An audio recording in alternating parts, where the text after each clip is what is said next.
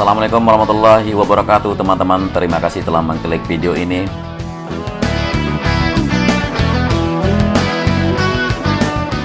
Di hari Selasa tanggal 15 Desember 2020 kita kembali lagi di atas lintasan sirkuit MotoGP Mandalika untuk sama-sama memantau dari udara.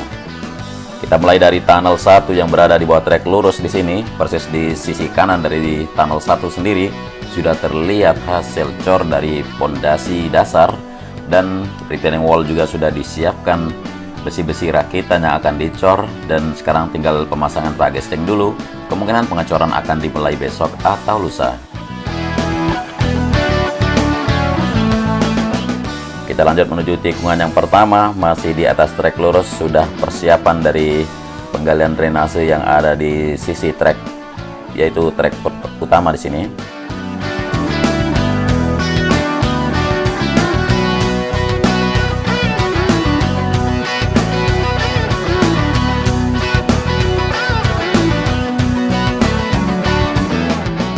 Kita berbelok kanan di tikungan yang pertama, terlihat sekali Bukit Pink Hill yang menjadi Green Hill sekarang karena musim hujan yang terus menyiram tiap hari.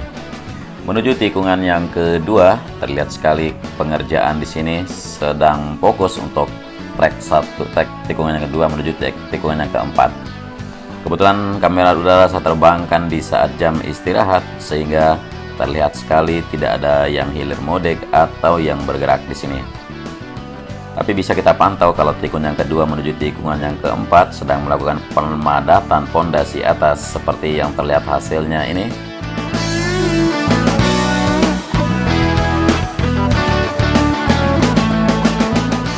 Masih untuk service road sebelah kanan masih berupa pondasi bawah yang belum diselesaikan untuk pondasi atas.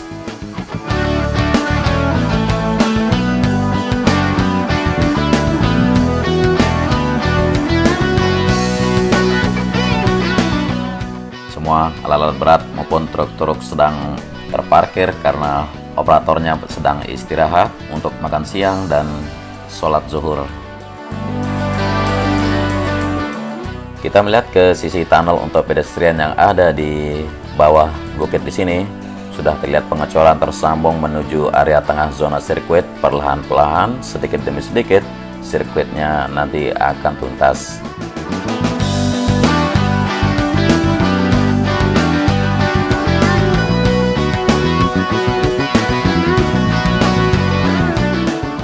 Kita lanjut dari tikungan yang keempat menuju trek berikutnya. Terlihat tikungan yang kelima masih penggalian di kiri kanan trek utama untuk pengerjaan drainase.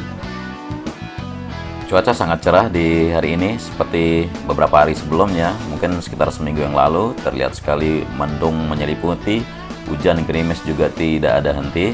Sekarang di hari ini Selasa 15 Desember 2020 terlihat sangat cerah dan sangat jelas untuk lintasan sirkuit maupun lautan serta langit yang agak biru terlihat.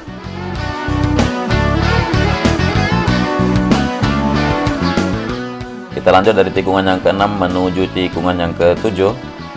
Masih juga tidak ada perubahan di sini selain konsentrasinya pekerjaan pada tunnel 2 yang berada di antara tikungan yang ke-7 dan tikungan yang ke-8.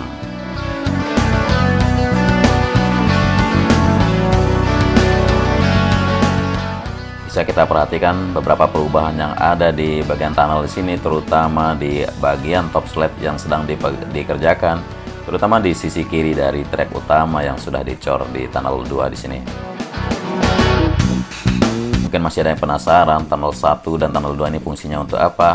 Jadi ini berfungsi untuk jalur atau akses masuk ke dalam zona sirkuit di saat balapan supaya tidak mengganggu acara balapan. Terlihat jelas persiapan top sled dari area gravel yang akan melintas di atas tunnel kedua di sini sudah terpasangkan besi siap dicor juga segera.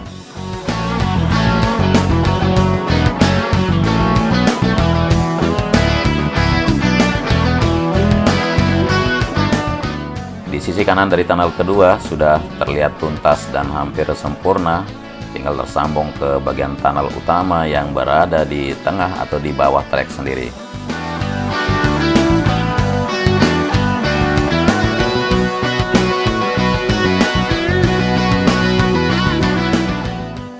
lanjutkan ke tikungan yang ke-8 di sini. Sudah terlihat pengerjaan pada area grass runoff yang ada di kanan dari track lane sendiri, di mana alat berat yang 2 unit terparkir. Dan pengerjaan di titik tikungan yang ke-9 masih fokus pada area service road sebelah kiri atau outer service road di sini. Kemudian sisa bukit di sini juga makin hari terlihat makin perlahan berkurang ukurannya atau semakin rendah tingginya.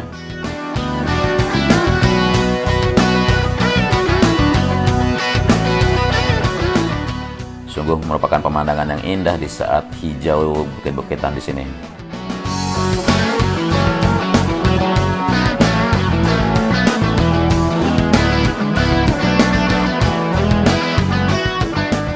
Kita berbelok kanan di titik tikungan yang ke-10. Terlihat di sisi pinggir di area service road sebelah kiri atau outer service road, beberapa roller yang terparkir siap untuk melakukan pengaspalan trial nanti untuk service road di sebelah kiri di sini.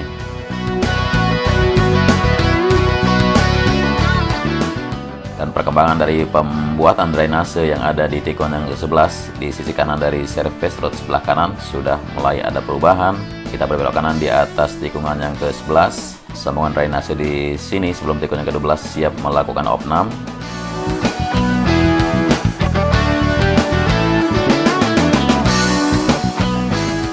Dan inilah tikungan yang ke-12 berbelok kiri. Service road sebelah kanan sudah terlihat aspal tuntas walaupun belum tersambung sampai menuju titik tikungan yang ke-13.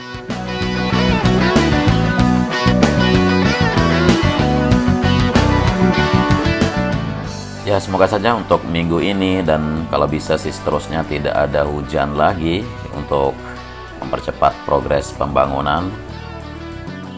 Karena dari 2-3 hari terlihat sekali area sirkuit yang sangat becek. Karena itulah kenapa truk tidak ada yang berhilir mudik membawa material untuk pengerjaan pondasi atau penimbunan.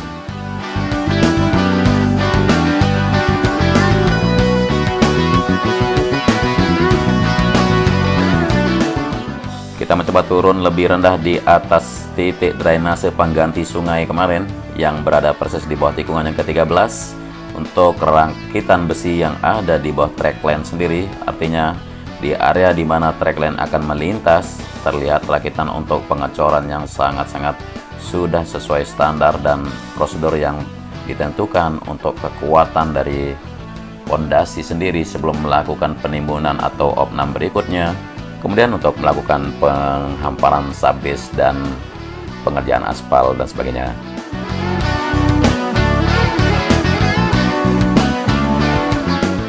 Saya coba berputar di sini untuk memperlihatkan teman-teman bagaimana pemandangan dari tikungan yang ke-13 ya, menuju ke arah tikungan yang ke-12 dan menghadap ke arah pantai di sana, sehingga bisa terbayang kalau pengecoran yang akan dilakukan di atas titik drainase di sini untuk track lane sendiri.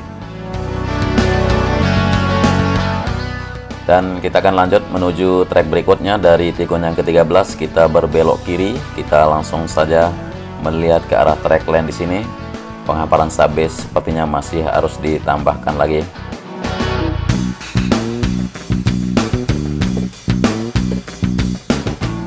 Saya coba menurunkan drone lebih rendah supaya terlihat kalau tingginya subbase yang dihamparkan di sini distandarkan seperti 22 cm sebelum time code.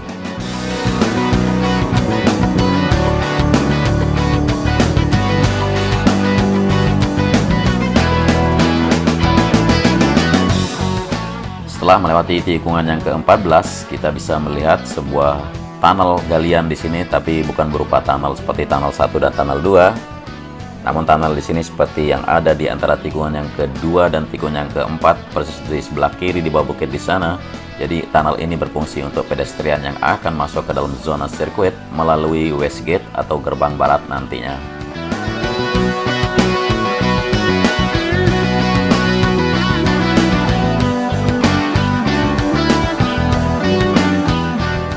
Dan pedestrian tunnel di sini nanti akan melintas sampai ke sisi timur dari gubuk kecil yang ada di titik tikungan yang ke-14 menuju 15 ini. Di bawah trek utama, di bawah service road, dari service road sebelah kiri membentang melalui bawah trek sampai di sisi timur atau sisi kanan dari inner service road yang ada di area sini.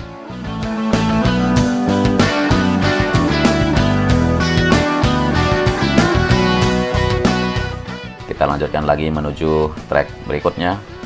Terlihat di depan tikungan yang ke-15 belum tersambung untuk subbase menuju tikungan yang ke-14, dan servis root sebelah kiri juga belum melanjutkan untuk pengerjaan pondasi atas. Inilah tikungan yang ke-16 yang berada di sisi utara atau yang berada di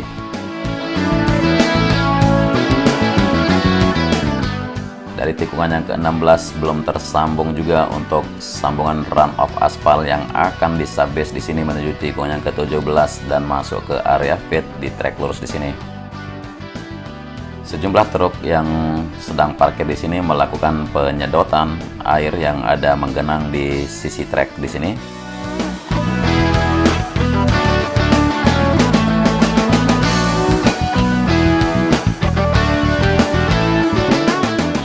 Jadi sepertinya akan ada persiapan untuk trek masuk di area pit, sehingga penyedotan atau pembuangan air yang ada harus dilakukan oleh beberapa unit truk di sini.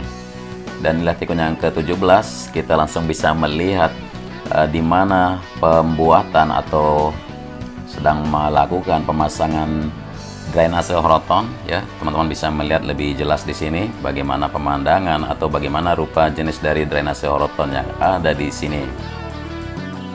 Dari bentuknya di sini kalau kita perhatikan, ini kurang lebih lebarnya sekitar 82 cm dengan ketinggian sampai 120 cm.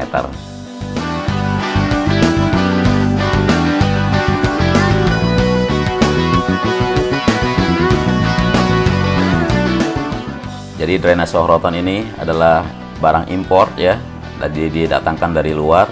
Dan ini merupakan sebuah Resiflex high cap atau high capacity yang kalau nggak salah ini serinya istilahnya T8300, dan ini nanti akan dipasang di sepanjang trek yang ada di sirkuit MotoGP Mandalika. Kurang lebih nanti panjangnya akan mencapai sekitar 4.702 meter ya. Untuk keseluruhan trek akan terpasang semua. Jadi inilah bentuknya, teman-teman bisa memperhatikan dengan jelas seperti apa bentuk dari drainase horoton yang akan terpasang di sisi kanan dari trek lane sendiri.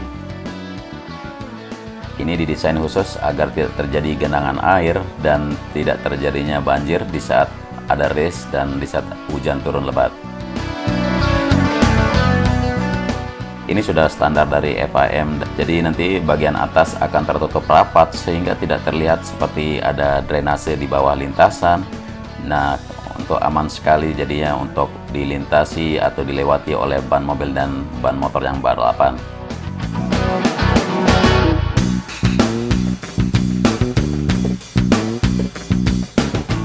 Nah, di sisi sini saya mau menunjukkan juga untuk tipe drainase yang lain yang akan terpasang juga di pinggir dari trek lane sendiri. Kalau bentuk yang ini namanya Vaserfix Super 100, dan ini adalah drainase horoton juga, tapi bentuknya yang berbeda. Dan ini nanti panjangnya kurang lebih sekitar 2.352 meter akan terpasang di sepanjang trek juga untuk membuat tidak terjadinya genangan air yang ada di saat hujan dan di saat ada race.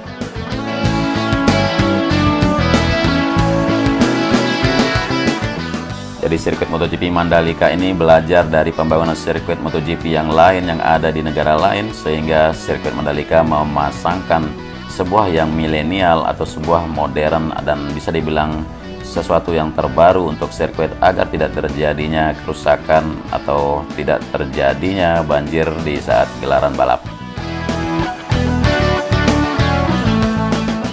Jadi seperti ini bentuknya, teman-teman bisa memperhatikan dengan jelas.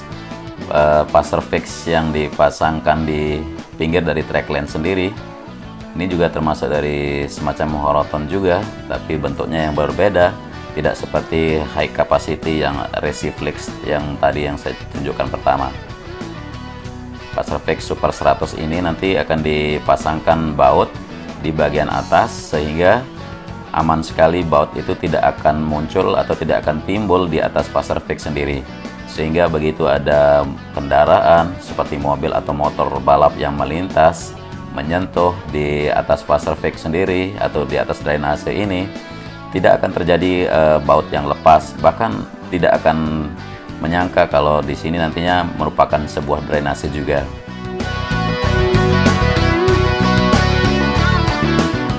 Jadi untuk Resiflex High Cap P8300 yang Horoton tadi terpasang sepanjang 4.702 meter. Kemudian untuk jenis Faser Fix total panjang sekitar 2.352 meter. Kenapa bisa berbeda? Jadi kalau saya boleh jelaskan, untuk drainase Horoton yang seperti tadi akan terpasang mulai dari tikungan yang ke-14 ya, sepanjang tikungan yang ke-14 sampai menuju tikungan yang pertama, dan nantinya di sebelah kiri dan di sebelah kanan akan terpasang seperti itu. Lalu untuk Horoton yang berikutnya terpasang dari tikungan yang kedua menuju tikungan yang ke-9, dan itu akan terpasang di sisi kiri dan sisi kanan. Lalu di tikungan yang ke-10 dan juga di tikungan yang ke-11 menuju tikungan yang ke-12. Nah, kita kembali lagi ke tunnel 1, di mana kita sudah melintasi lintasan sirkuit MotoGP Mandalika yang panjangnya 4,3 km, dan terlihat kalau sisi kanan dari tunnel 1 sudah sepertinya siap dicor untuk besok atau lusa setelah pagesting dipasangkan keseluruhan dari retaining wall yang berdiri. Jadi bisa kita lihat persiapannya di sini untuk sisi kiri dari tunnel, di mana sebuah alat berat yang sedang mencabut pagesting yang ada di sini untuk akan dipindahkan menuju sisi kanan dari tunnel 1 sendiri.